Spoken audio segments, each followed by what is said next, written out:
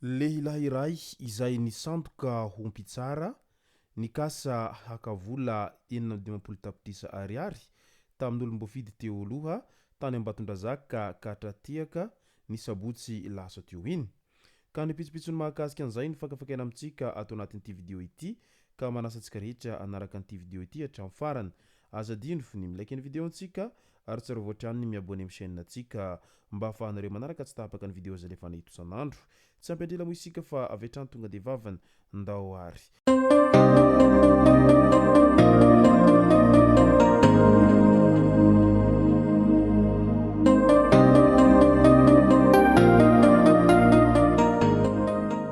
Ny tonga tsy miaraba hono namantezitra ka dia faly miaraba isika rehetra mpanaraka tsy tapaka an'ity chaîne ity nitendako amin'ity androandroany ity. Araka an'izay efa natsipiko zay dia ny mahakasika ny fisandohana andraikitra sy fisolokina no tena iompanantsika ato anatin'ity video ity. Fa milohan'izay dia ndao aloha resantsika ireto tsara ho fantatra manaraka ireto. Olona efatra no namoy ny ainy navadiky ny lakana teo amin'ny barazy Mantasoa ankaiky ny cage Achipensé raha iny hamonjy fiodina iny. Narindra sy rahery vadiny ary mika ny zanak'izy ireo ny telo mianaka. Tolotra kosa ilay olona iray hafa efatra ireo maty ireo. Avy ao ampiasan'omby daholy ireo voalaza fa maty ireo. Voalaza ihany koa fa bevoka ilay renim-pianakaviana. Vao volana vitsivitsy lasa izay no maty andrano ihany koa ny zandriny mika hoy ireo loharanom-baovao avy any an-toeranany dia izao ndray izy ireo no maty andrano noho n'izay faharendrehany lakana izay. Fahamaizana trano indray box laharana 1.700, 2.700 sy 3.700 no may teny amin'ny tsenany Petite de Vitesse tamin'ity herinandro ity. Mpivarotra kojakoja toy ny mpanao solaire sy ny fitaovana fanamafisam-peo iray izay voakasika an'izany. Olona tsy fantatra nanao sodira teo ankaiky no tsy nahafehy pitikafo ka nampiresitra ireo box ireo. Misy ihany ny entana potika araky ny vaovao azo avy any an-toerany eny. Misokatra ny fanatiadiana iandraketany polisy-pirenena manoloana an'ity trangana fahamaizana teny Petite de Vitesse ity. Lozan'ny famovizana indray camion Renault iray izay nahavandozany mpitondra bisikileta iray teny Anosizato Est tamin'ity herinandro ity. Nipitika amin'ilay ilo séparateur na béton afovoaniny ilay mpitondra bisikileta ka voamafy no entina teny amin'ny hôpitaly fa tsy tanany ainy taorian'izay dona mafy izay nahazo azy zay. Olona avy any an-totapenaka io ilay voalaza fa maty io. Ny olona no entiny kosa tsy naninona ary lasa nandeha rehefa niseho ny loza. Tsy fantatra ny mombamomba azy. Natao andromaso eny amin'ny polisy-pirenena kosa ny mpamily ilay fiara camion B izay nahavandoza izay. Ao anatin'ny vaovao mampalahelo hatrany, lehilahy iray no nisy nanindrona tamin'ny antsy tamin'iny andro ny afako mahaliny tamin'ny enora hariva sasany tany hoany teo amin'ny fokotany Mahavatsy faharoa distrikany Toliara voalohany. Araka ny tatitra azo avy any an-toerana ihany no nahafantarana an'izay vaovao mampalahelo avy any Toliara izay. Nomena mari-boninahitra commandeur de l'ordre national malagasy ny professeur Lille Arson René de Roland izay raha lahy gouverneur ny faritra Sofia iny. Ho mariky ny fankasitrahana noho ireo asa sy fikarohana maro izay nataony ity fanomezana ity. Ny professeur Lily Arson René de Roland ihany koa dia anisan'ny modely eo amin'ny fiarovana ny tontolo iainana. Marina fa voahaingana ny professeur no nahazo loka maneran-tany Indianapolis Prize 2025 izay heverina ho toy ny prix Nobel ho an'ny fiarovana ny natiora izay hatrany. Ny filohan'ny Republika Andro Rajoelina no nanolotra ity mari-boninahitra ity izay sinosoloany ministeran'ny tontolo iainana sy ny fandrosoana lovenjafy tena nandritra izay fanolorana izay. Ka dia miarahaba azy amin'izay ezaka lehibe vitan'izay ary ny soa atao moa levenam-bola araka ny fitenintsika izay.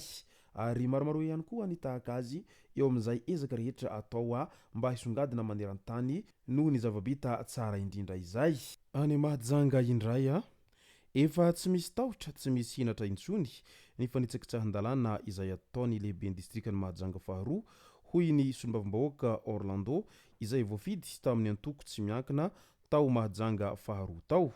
Nambarany fa tratra anatorana an-tsara mihitsy ilay lehiben'ny distrika nanao hetsika politika miaraka amin'ny antoko TGV nandritra ny redynamisation nataony volomboasary tao amin'ny commune Bekobay ny asabotsy 14 jona lasa teo iny. Ny lehiben'ny distrika manao politika miaraka amin'ny ministra ny mpiahiny faritra Boeny sy sekretera nasionaly ny antoko TGV tao mahajanga ary ireo voalaza fa mpikambana amin'io antoko io rehetra teny an-toerana teny tsy mipetraka intsony ny neutralité amin'ny fitantanan-jaharam-panjakana. Vohitsakitsaka ny lalàna 14 tsipika ohatraohatra iray andininy 17 milaza fa tsy mahazo mandray anjara amina politika ny lehiben'ny distrika. Nanamafatrany ny solombavambahoaka Orlando Ramananarivo fa manimba firenena ny zavatra tahaka an'izao. Izahay dia antoko tsy miankina ary tsy manohitra hoy izy fa miray feo hanohana ny fitondrana mijoro ihany koa. Na izany aza tsy azo ekena ny fandekan-dalàna tahaka ity nataon'ny lehiben'ny distrika iray tao mahajanga ity. Manaitra ny filohan'ny repoblika sy ny prime ministra ary ny ministra ny atitany Andriamatoa député Orlando manoloana an'izao zava-misy izao mba hampita hafatra ihany koa any amin'ny birao ny antoko TGV Foibe. Andao amin'izay ho resantsika ny zava-nitranga ny mahakasika an'ilay resaka fisolokiana. Lehilahy iray nisandoka homby tsara nikasa hakavola 720 tapitrisa ariary tamin'ny olom-bofidy teo aloha tany Ambatondrazaka tany tratehaka ny sabotsy lasa teo iny. Araky ny fitarainana izay nataon'ny olom-bofidy iray teo aloha tao Ambatondrazaka dia nisy lehilahy iray niantso azy foana ary mitonona homby tsara miasa ao amin'ny tribonaly Ambatondrazaka ao. Nilaza ity lehilahy ity fa misy raharaha eny amin'ny fitsarana momba ity olom-bofidy teo aloha ity ka mba hampilamina an'izany dia nangataka vola 720 tapitrisa ariary taminy io olona izay mitonona homby tsara io. Nampitahotra ity mpitsara sandoka ity fa raha tsy mandoa ny vola izay takiny ilay olom-bofidy teo aloha dia hampidiriny amponja avy hatrany. Manoloana an'izany dia nametraka fitoriana teny amin'ny biron'ny polisy pirenena ao Ambatondrazaka ilay olom-bofidy teo aloha ity. Avy hatrany dia nandray ny andraikiny ireo polisy tao an-toerana nametraka ny velam-pandrika niarahana tamin'ilay olom-bofidy. Ny maraina ny 17 jona 2024 dia voasambotra teny Avaradrova Ambatondrazaka ny lehilahy iray izay 17 taona saika hakavola. Nahitana basipleta iray marika italiana sy bala misy 20 kalibra 22 LR teny aminy niampy bala kalibra 12 misa enina tamin'ny fisavana ihany koa. Nentina tany amin'ny biron'ny polisy avy hatrany ity olon-dratsy ity hatao andromaso sy hanaovana fanadihadiana.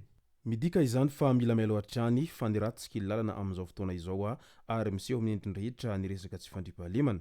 Izay no masaka azona roso tao anatin'ity video ity tompoko lasy tompoko vavy soratsika rehetra nanaraka an'ity video ity hatramin'ny farany. Aza dino ny milaiky ny video antsika ary tsara voatrany ny miabony amin'ny chaîne antsika mba ahafahanareo manaraka tsy tapaka ny video zay lefa nahita isan'andro. Tompoko lasy tompoko vavy mankasitraka dia mirary soa.